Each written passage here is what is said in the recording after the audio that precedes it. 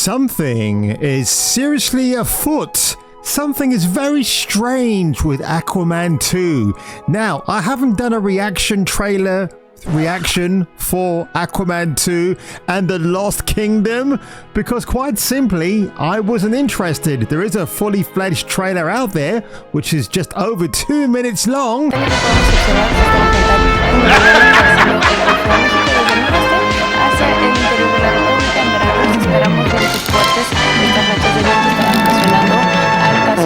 And yours truly is going to give it a whizzaroony right now. Can't wait to see this. Ago, basically unemployed. A wanderer. It's the road dude. But now, I'm a husband and a father. And I wouldn't have it any other way. Oh, poor baby. I don't know how you did it, Pops. My job was a little less stressful than yours. Yeah, Tamara Morrison enjoying the good life after Book of Boba Fett. Yeah. Drinking the old Guinness. Guinness are sponsoring Aquaman 2? How is this even possible? It was a little less stressful than yours.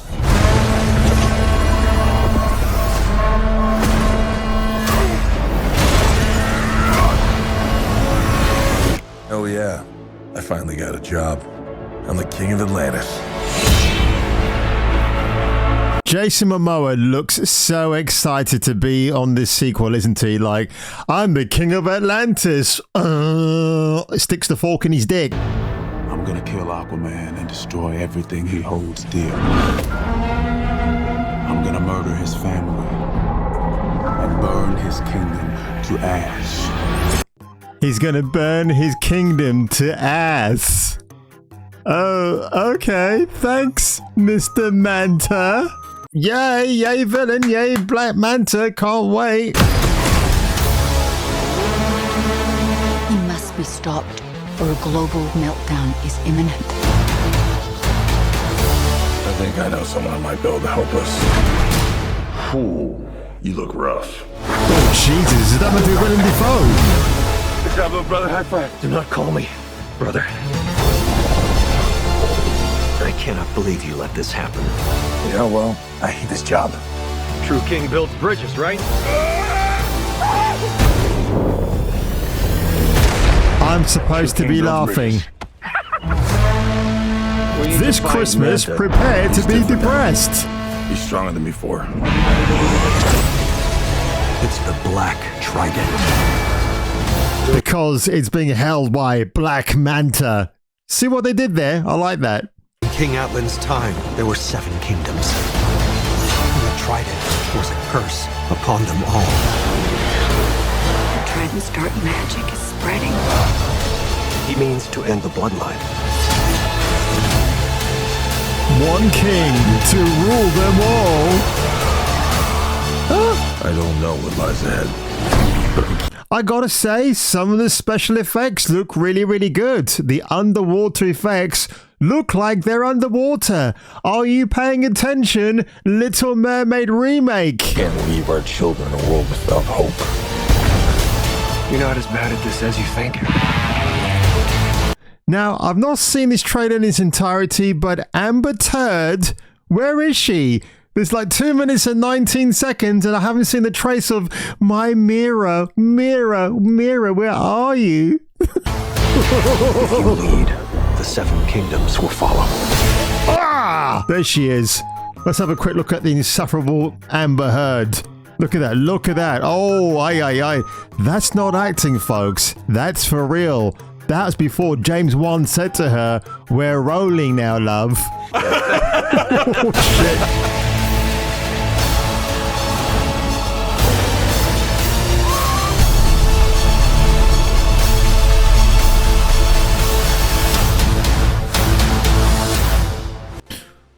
Well, I don't know about you, but the earth did not move for me at all. Now, that trailer is not terrible. Mind you, the track run of Warner Brothers this year has been the complete opposite. The Flash failed. Shazam 2 failed.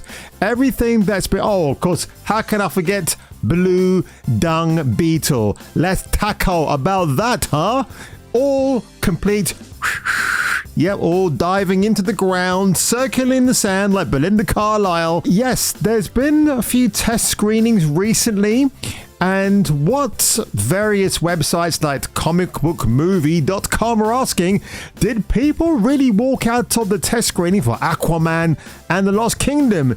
Now, you're probably asking yourself the question, is it because of Amber Heard? Actually, no, it's not. She is a factor. She's not a major factor, but something pretty gross happens in this movie. So I'm going to tell it to you like it is. I guess half of you, my audience, aren't even going to watch this film this Christmas season. Why would you? I mean, I'd rather be at home watching The Grinch or Home Alone 1 and 2, you know, the only two Home Alone films you should only ever care about in your life. Warner Brothers finally debuted the trailer for Aquaman and the Lost Kingdom past Thursday, last week. And the first footage from James Wan's sequel, that's Juan Solo, seemed to go over fairly well for the most part, especially taking some of the negative things we've heard about the movie into account. Previous reports have indicated that Arthur Curry's second solo adventure is a bit of a mess, with some going as far as to say it's an unmitigated disaster like the Titanic. We do know that the film underwent several rounds, I thought I said several pounds, of reshoots. The Juan played this down in a recent interview because of course he would. And there have been whispers about star Jason Momoa being vocal about how disappointed he was with how the sequel has turned out. Can it really be that bad? Dun, dun, dun. Did the test audience really walk out? Dun, dun, dun. Even Grace Randolph, everyone's favorite screeching harpy, had something to say about this as well, but I'm not going to play that clip. So the reason why I do talk about this article, because audiences have claimed there is a scene in the film where Black Manta kills Arthur Curry's son. Arthur Curry being Aquaman himself. And this is based on a 1975 comic, and of course, you've got Queen Mira. My son is dead, and it's all your fault, Aquaman. Or should I be Aquamam? Just the image of Mira screaming her head off. Oh, that just sets off 1,000,001 mother-in-law jokes straight away. Ah, poor Arthur Curry. Look, you know what? I've said it for the longest time, and I'm going to say it again. Jason Momoa was never my first choice to be Aquaman. I know what Zack Snyder was trying to do, make him a Pacific Islander. Sort of makes sense if you think like Zack Snyder, but really, Snyder should have put Momoa on the back burner, save him for Lobo, which, shock horror, under James Gunn's universe, that's now going to become an almost reality. Anybody could see that. I thought for the longest time Momoa should have been playing Lobo, because Lobo's a complete fragging badass. Out of the orifices of my anus.